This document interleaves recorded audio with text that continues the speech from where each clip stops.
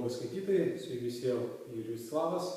Ir šiandien aš norėčiau pakalbėti su jumis apie tai, kasgi padeda komandoms tinklinėje rinkodaroje ir ne tik tai beje tinklinėje rinkodaroje, bet ir bendrai tose sferose, kur yra reikalingos komandos, o kaip žinome gyvenime daug kur reikalingos yra komandos, kaip tom komandom tapti laiminčiomis komandomis. Kas yra tas dalykas, kuris padeda komandai tapti laiminčio komandą, tapti tą čempionų komandą ir pasiekti išskirtinių rezultatų, ne tokių kaip kiti.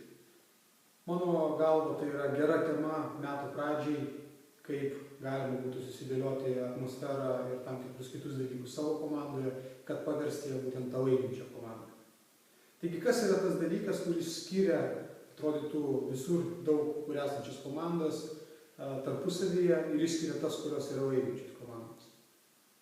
Tai gali būti žmonės, kurie turi įgūdžių, gali būti labai geri kažkokie savo sričių specialistai arba sportininkai arba tinklinėje rinkodaroje visi žmonės turintys gerus įgūdžius, kaip bendrauti, kaip pristatyti kompaniją ir taip toliau.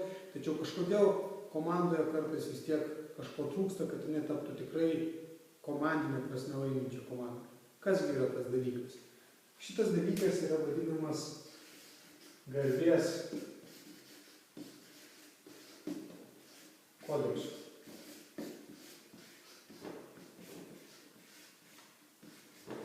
Garbės kodeksas yra toli gražu ne tas pats, kas kažkokios taisyklės ar įstatymai, kurie būtų kažkur surašyti, sienų išgrįsti ir panašiai.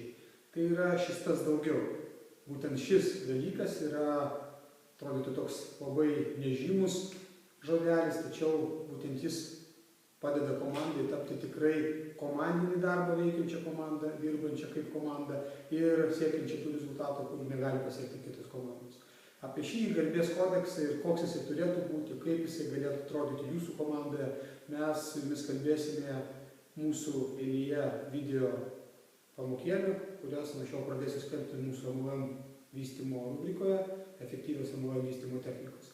Taigi kitose videoje sužinosite, kas yra garbės kodeksas, kaip jisai padeda vystyti jūsų verslą ir tapti tą laiminčią komandą ir kodėl verta jį turėti. Iki kito video, sėkmės!